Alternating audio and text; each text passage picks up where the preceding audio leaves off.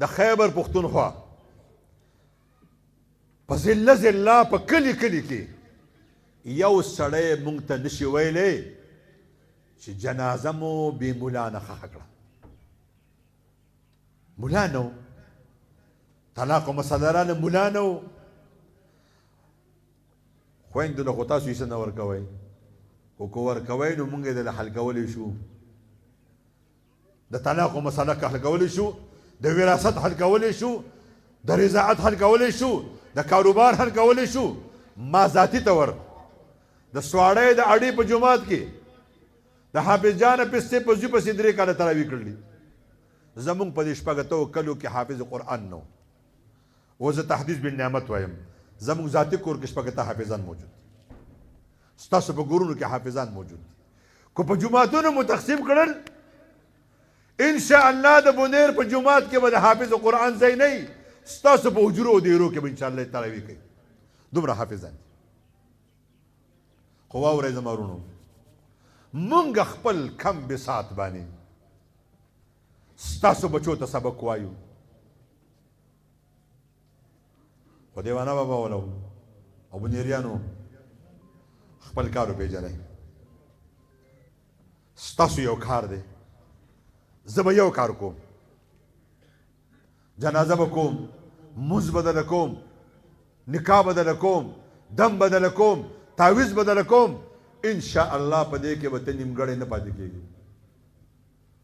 خو پښتونه وروره، ستا یو کار دی، هغه کار وپېژنه. پرون زه یو پروګرام له لیټ لاړم، سټیج سیکرټري وایي چې پیر صاحب ناوخته کو او ټایم خو مونږ دا ورکړی و، خو ناوخته شو، تاسو خفه کېږئ ما. نو زه خو هسې بلډ پرشر مریض یم چې زه کېناستم، نو ما ورته وی په 3.5 کاله کې مونږ ستاسو بچو ته حفظ کوو.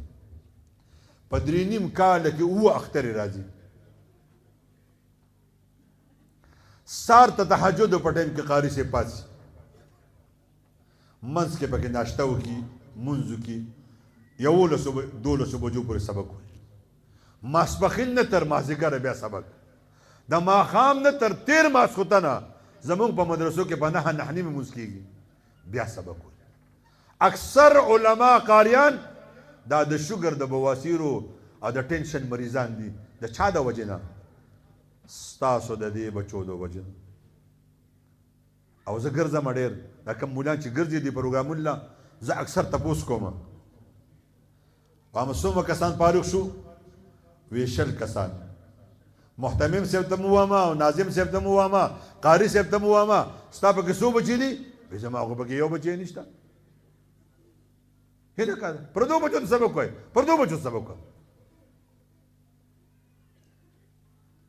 پرون مې په 2 ځایونو کې په خلکو لاس اوچت کړو، مې څومره کسان فارغ شوي دي؟ وایي 24. مې د 24 کسانو پلارانو لاسونه اوچت کړئ.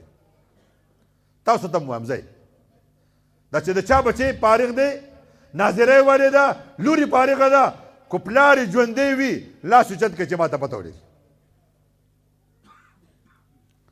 تاسو شمارلو والا هلکه مولوي صاحب څو بچي دي؟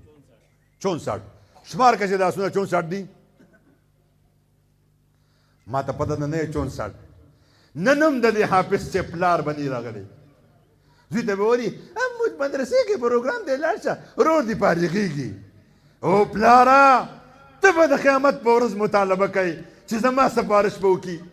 او پلاره دا زوی به نن ستا کور ته درشي، ته به ورته مبارک شه، حفظ دې مبارک شه.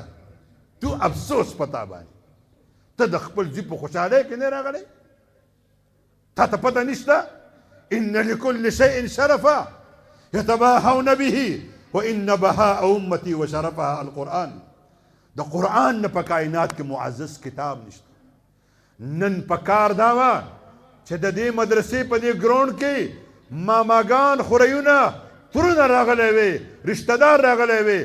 زمونږ بچې حافظ کېږي، زه به د حافظ پلار جوړېږم. کوم حافظ پلار چې د الله په حضور کې، د الله په مخامخ ستا بچې به تا ته قرآن اوري، 6,000 او 600 او 650 آیتونه، تا ته به دغه جنت میلاویږي.